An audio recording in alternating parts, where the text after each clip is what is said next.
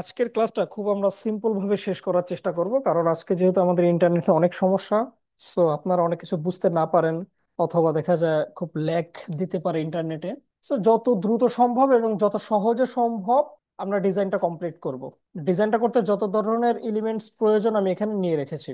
ওকে, তাহলে আজকের ক্লাসটা শুরু করি আমাদের ডিজাইনের।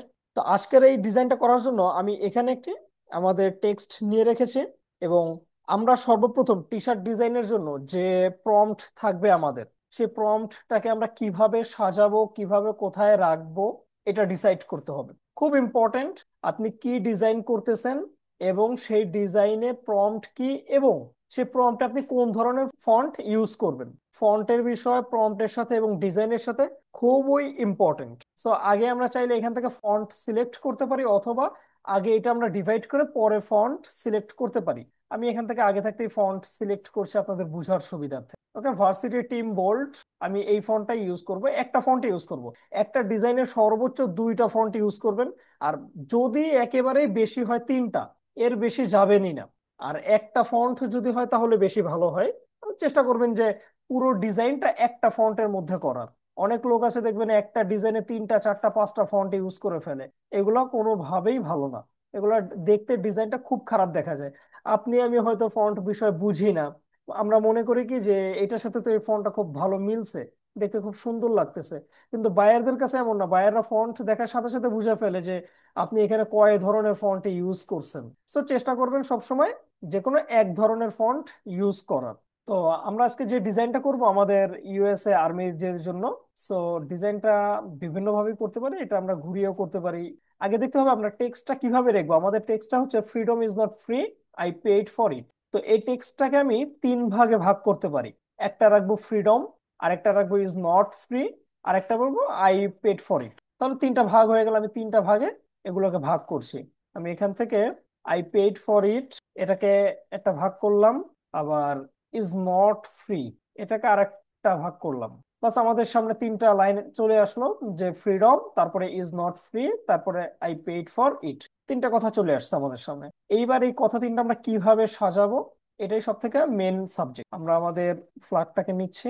আমি ফ্ল্যাগটা ফ্রি পিক থেকে ডাউনলোড করছি, এইভাবে গ্রানজি ইফেক্ট দেওয়াই। আপনারা চাইলে নর্মাল ফ্ল্যাগ ডাউনলোড করার পরে গ্রানজি ইফেক্ট দিতে পারবেন, কোনো সমস্যা নেই। এগুলো দেখাই দিব যে কিভাবে কি দিতে হবে। আমি একটু দেখছি যে ফ্ল্যাগটাকে কি অন্যভাবে রাখলে ভালো লাগবে কি না। ওকে, আমি ফ্ল্যাগটা এইভাবেই রাখবো। আমি ফ্ল্যাগটা এইভাবে রাখছি।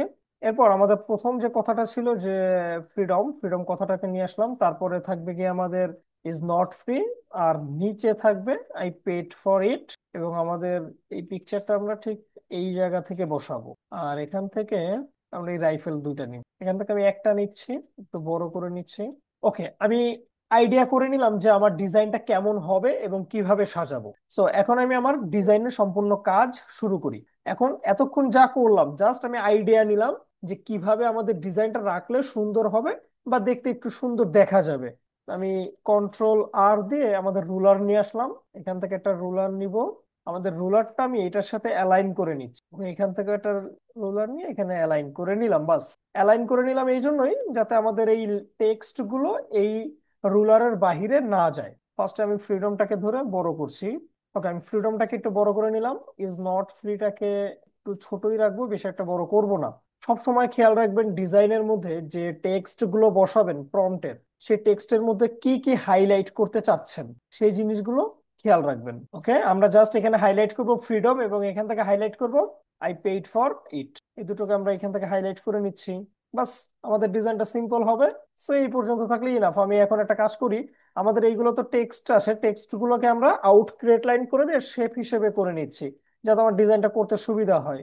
আমি এই যে জাস্ট আমাদের এই টেক্সট গুলো সিলেক্ট করলাম, মাউসের রাইট বাটন ক্লিক করে এই যে ক্রিয়েট আউটলাইন্স ক্লিক করে দিলাম, এইগুলো আমাদের সব শেপে কনভার্ট হয়ে গেল। এগুলোকে সব শেপ বানাই নিলাম এই জন্যই যাতে আমার ডিজাইনটা করতে একটু সুবিধা হয়। এটাকে সিলেক্ট করে আমি জাস্ট এটার সাথে অ্যালাইন করে নিচ্ছি, এবং এটাকে এই পাশ থেকে অ্যালাইন করে দিই। এবং এই ফ্রিডম লেখাটাকে সিলেক্ট করে এখান থেকে অ্যালাইন করে নিচ্ছি, এবং এদিক থেকেও আমি পারফেক্ট ভাবে অ্যালাইন করে নিলাম।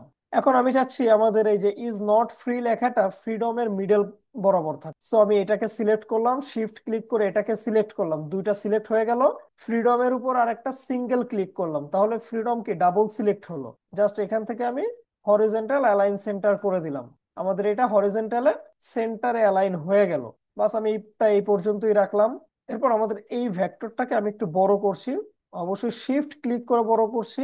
ওকে, আমাদের এই ভেক্টরটা এই পর্যন্তই থাকবে। আমাদের এটাকে আমি একটু অ্যারোকে ক্লিক করে উপরের দিকে উঠাই দিই। বাস আমাদের টেক্সট সাজানো হয়ে গেল, ভেক্টরটা কিভাবে থাকবে এটাও সাজানো হয়ে গেল। এরপর আমাদের এই যে রাইফেলটা আছে এইটাকে আমরা বসাতে পারি। এটাকে কিভাবে বসাবো, একটু বাঁকা করে বসাই, ছোট করে দিচ্ছি। ওকে, এটা এইভাবেই থাকবে। এটাকে আমি কন্ট্রোল এক্স দিয়ে কাট করে এই যে আমাদের ভেক্টরটা এই ভেক্টরের নিচে বসায় দিব। আমরা এটাকে সিলেক্ট করলাম, কন্ট্রোল এক্স দিয়ে কাট করলাম, এই ভেক্টরটা সিলেক্ট করে কন্ট্রোল বি দিয়ে ব্যাকে পেস্ট করে দিলাম। বাস এটা আমাদের ব্যাকে হাই পেস্ট হয়ে বানা, গেল। এরপর কে ফোন এটাকে দিল? আরেকটা ডুপ্লিকেট করে আমরা এদিকে হাই বসাবো। বানা, করার জন্য আমাদের এই রাইফেলটাকে সিলেক্ট আইসো। করে মাউসের রাইট বাটন ক্লিক করলাম। এখান থেকে এই যে ট্রান্সফর্ম, ট্রান্সফর্ম থেকে আমরা চলে যাব রিফ্লেক্ট।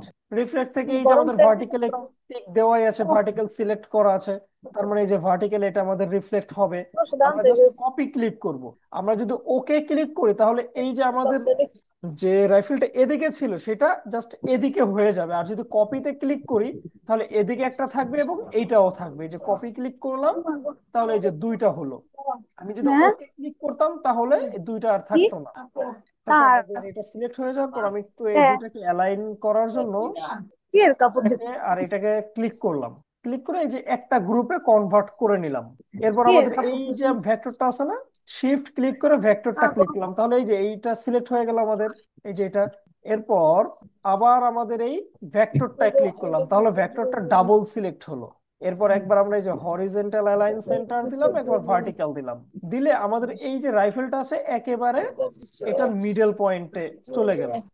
আমরা এখন করব কি, আমাদের একটু কাজ আছে, সে কাজটা আগে করে নিচ্ছি। যে এইটা সিলেক্ট করলাম এবং রাইফেলটাকে সিলেক্ট করলাম করে একটা গ্রুপ করলাম, করে এই যে অনেকটাই ফ্ল্যাগ খালি আছে না, কালার ক্লিক করে ফ্ল্যাগে একটা ক্লিক করলাম। এই যে ফ্ল্যাগ সহ সবগুলো আমরা একসাথে সিলেক্ট করছি। এটা সিলেক্ট করছি প্লাস ফ্ল্যাগটা সিলেক্ট করছি, এই যে করার পর ফ্ল্যাগের উপর আরেকটা ক্লিক করলাম, তাহলে ফ্ল্যাগটা কি ডাবল সিলেক্ট হয়ে গেল।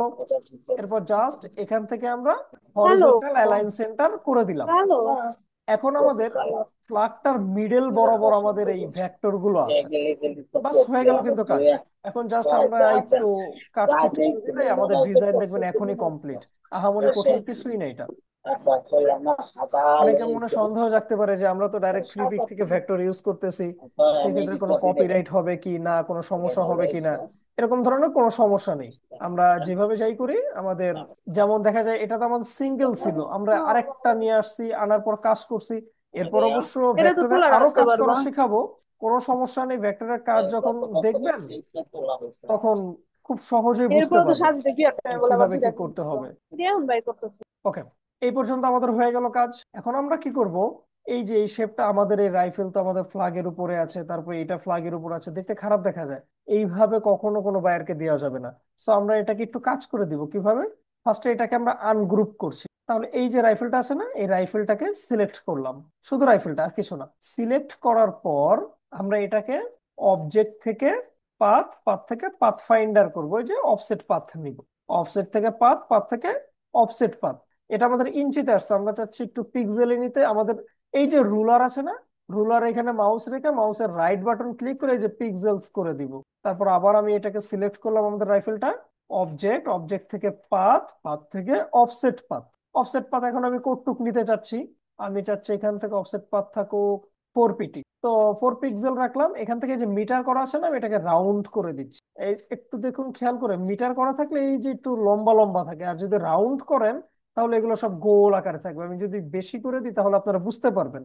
আমি এবার মিটার দিলাম, দেখেন এই যে বাড়তি কি চোখা দেখা যাইতেছে না, এগুলো থাকবে না। আপনি যদি এটাকে এই যে রাউন্ড করে দেন তাহলে এগুলো গোল হয়ে যাবে। সো আমরা এই ফ্ল্যাগটাকে গোল রাখার জন্য, যাতে শেপটা সুন্দরভাবে কাটে, সেই জন্য আমরা কি রাউন্ডে দিব এটাকে। তো এখান থেকে আমরা 4 পিটে এবং রাউন্ড করে ওকে করে দিলাম। করার পর কন্ট্রোল এক্স দিয়ে কাট করলাম। এই যে ফ্ল্যাগটা সিলেক্ট করলাম, আমাদের ট্রান্সপারেন্সিতে চলে গেলাম, এই যে মেক মাস্ক, তারপরে এই যে ক্লিপ, এই ঘরে একটা ক্লিক করে ওই যে আমরা কপি করে নিয়ে আসছি না, কন্ট্রোল এফ দিয়ে পেস্ট করতে পারি অথবা এডিট থেকে পেস্ট করতে পারি। আমি কন্ট্রোল এফ দিয়ে পেস্ট করে দিলাম। পেস্ট করার পর এটা তো আমাদের এই যে রাইফেলের যে কালার সেই কালারই, কারণ এটাকেই তো আমরা অফসেট পাথ করছি। এটাকে আমাদের ব্ল্যাক কালার করতে হবে। জাস্ট আমরা এখান থেকে ব্ল্যাক কালারটা করে দিই। এই যে এখন কি এখানে এই ঘরে কি ব্ল্যাক কালার দেখা যাচ্ছে না? জাস্ট এখানে একটা ক্লিক করে আমি বের হয়ে গেলাম। এই দেখেন, এখন রাইফেলের এই যে এইগুলো চার পিটি করে সুন্দরভাবে কাটা হয়েছে। এখন আবার সেম এই শেপটাকে আমাদের এই যে ভেক্টরটা আছে এই ভেক্টরটা দিয়ে এখন আবার আমাদের এই যে শেপটা, এই শেপটা দিয়ে আমাদের রাইফেলটাকে একবার এইভাবে ঠিক ট্রান্সপারেন্সি করব এবং এই ফ্ল্যাগের উপর একবার করব। সো এটাকে আমরা ফোর পিটি করবো, যেহেতু এটা ফোর পিটি করছি। সো এটাকে সিলেক্ট করলাম। আমরা এখান থেকে চলে যাব অবজেক্ট, অবজেক্ট থেকে পাথ, পাথ থেকে অফসেট পাথ। অফসেট পাথ করার পর ফোর পিটি করতে পারি বা চাইলে একটু কমায় করতে পারি, দেখি কোনটা সুন্দর লাগে। আমি টু পিটি আগে করে দেখি। টু পিটি দিয়ে ওকে করে দিলাম। ওকে করার পর কন্ট্রোল এক্স দিয়ে কাট করলাম। কাট করার পর এই যে ফ্ল্যাগে ক্লিক করলাম। এই যে আগে তো একবার ট্রান্সপারেন্সি এখানে করা হয়েছে, সেই জন্য আর এখানে মেক মাস্ক অথবা ক্লিপ এগুলো কিছু আসে নাই। জাস্ট এই ঘরের মধ্যে একটা ক্লিক করে যেটা আমি কপি করে আনলাম মাত্র, কন্ট্রোল এফ দিয়ে পেস্ট করে দিলাম। পেস্ট করার পর এটাকে জাস্ট এইখান থেকে এই যে ব্ল্যাক কালার করে দিচ্ছি। এই যে ব্ল্যাক করে দিছি। এই ঘর থেকে এখন বের হয়ে গেলাম। এই দেখেন, এই যে ফ্ল্যাগের এই যে এখান থেকে কাইটা গেছে। আবার একটু নিচ থেকে দেখে, এই যে কেটে গেছে, দেখছেন? এখন এই যে মাত্র আমরা যেটা কপি করলাম, এই সেম কপি দিয়ে আমরা যে ফ্ল্যাগটা কাটলাম, এইবার এই রাইফেলটাকেও কাটবো। কারণ কি আমাদের এই শেপটা তো এই যে রাইফেলের উপরেও আসে। সো এটাকে সিলেক্ট করে, আমাদের তো আগে থাকতে কপি করা আছে, কোনো সমস্যা নেই। আমরা জাস্ট রাইফেলটাকে সিলেক্ট করলাম, ট্রান্সপারেন্সি থেকে মেক মাস্ক, ক্লিপ উঠাই দিলাম এবং এই ঘরে একটা ক্লিক করে কন্ট্রোল এফ দিয়ে পেস্ট করে দিলাম। আবার এটাকে আমি ব্ল্যাক কালার করে দিচ্ছি। এই যে ব্ল্যাক হয়ে গেল, এই যে ব্ল্যাক কালার করে দিলাম। তাহলে দেখেন এই যে রাইফেলও কিন্তু এখন কেটে গেছে। এই যে এই সাইড থেকে এই যে কেটে গেছে, দেখছেন? সমানভাবে রাইফেলটাও কেটে গেল। সো আমি এই যে ট্রান্সপারেন্সির ঘর থেকে জাস্ট বের হয়ে আসলাম, শেষ। আমাদের কিন্তু এই পর্যন্ত একেবারে সহজ, কঠিন কিছু করিনি। জাস্ট টেক্সটটাকে একটু বসাইছি। টেক্সট বসানোর পর আমাদের ফ্ল্যাগে কোথায় কি বসাবো একটু বসায় নিছেই। আর জাস্ট ট্রান্সপারেন্সি করে কেটে দিছে, আর কিচ্ছু করা হয়নি। এখন একটু কালার করতে পারি। এই কালারটাকে আমরা একটু রেড কালার দিতেছি, কারণ যেহেতু একজন ফ্রিডম ফাইটারের জন্য। আর ফ্রিডম ফাইটার বলতে তো আমরা রক্তকেই বুঝে থাকি, তাই না? এটা দিলাম। এটা দেওয়ার পর আরো কিছু কাজ করব, টুকটাক কাজ করব, বেশি একটা না। আমি একটা ব্যাকগ্রাউন্ড দিই যাতে একটু বুঝতে সুবিধা হয়। আমরা হোয়াইট ব্যাকগ্রাউন্ড, আমরা এখান থেকে হোয়াইট ব্যাকগ্রাউন্ড দিলাম। হোয়াইট ব্যাকগ্রাউন্ড দেওয়ার ক্ষেত্রে আমাদের কিন্তু এই যে স্টার্স গুলো দেখা যাচ্ছে না। ফ্ল্যাগে যে স্টার্স ছিল সেগুলো দেখা যাচ্ছে না, কারণ কি এই স্টার্স গুলো হোয়াইট কালার। তো স্টার্স গুলোর কালার আমরা চেঞ্জ করে দিতে পারি। আমরা স্টার্স গুলোর কালার কিভাবে চেঞ্জ করব? স্টার গুলো তো আমাদের গ্রুপ আকারে আছে। স্টার গুলো জাস্ট আমি ডাবল ক্লিক করলে এই যে সিঙ্গেলে সিলেক্ট হবে। ডাবল ক্লিক করলাম পরে শুধু ফ্ল্যাগ সিলেক্ট হয়েছে, আবার ডাবল ক্লিক করলাম তাহলে এই যে শুধু এই যে স্টার সিলেক্ট হয়ে গেল। মানে তিনবার ডাবল ক্লিক করার পরেই আমার এইভাবে শুধু স্টার সিলেক্ট হয়েছে। শুধু স্টার সিলেক্ট হওয়ার পর আমি জাস্ট এখান থেকে কালারটা চেঞ্জ করে দিই। ওকে, এই পর্যন্ত দিলাম। আমাদের টেক্সটের কালারও কিছুটা এখান থেকে আমরা নিয়ে নিই, যাতে একটু ভিন্ন থাকে। এই পর্যন্ত করার পর আমরা এখানে আরেকটা কাজ করতে পারি, যে সেখান থেকে আমরা এই রাইফেলটা নিতেছি, বড় করি। আমি এটাকে নিয়ে আমরা এইখানে বসাই দিই। এই জায়গাটাকে আবার গ্যাপ আছে না, গ্যাপটা পূরণ করতে হবে। গ্যাপটা পূরণ করার জন্য আমি এখানে ঠিক একটু করে বসাই দিলাম, পারফেক্টলি বসাই। ওকে, এরপর সেম এইটাকে কপি করে আবার এইখানে দিয়ে দেবো। সেই জন্য এটাকে জাস্ট সিলেক্ট করে মাউসের রাইট বাটন ক্লিক করব। এখান থেকে আমরা এই যে ট্রান্সফর্ম, ট্রান্সফর্ম থেকে রিফ্লেক্ট, আমাদের ভার্টিক্যাল সিলেক্ট করাই থাকবে। এই যে ভার্টিক্যালি রিফ্লেক্ট দেখাচ্ছে, আমরা জাস্ট কপি ক্লিক করব, তাহলে দুইটা হয়ে যাবে। এখন এটাকে আমরা এই পাশে বসাই দিলেই তো হয়। আমি পারি কি এই যে এইভাবে ড্রাগ করে আনতে পারি, অথবা এটা এখানে সিলেক্ট থাকা অবস্থা শিফট ক্লিক করে এটাই ক্লিক করলাম, এটা সিলেক্ট হয়ে গেল। আবার এটা ক্লিক করলাম, ডাবল সিলেক্ট হলো। জাস্ট এই যে অ্যালাইনটা করে দিলাম, তাহলে এটা এদিকে অ্যালাইন হয়ে গেল। এই যে একেবারে পারফেক্ট ভাবে অ্যালাইন হলো।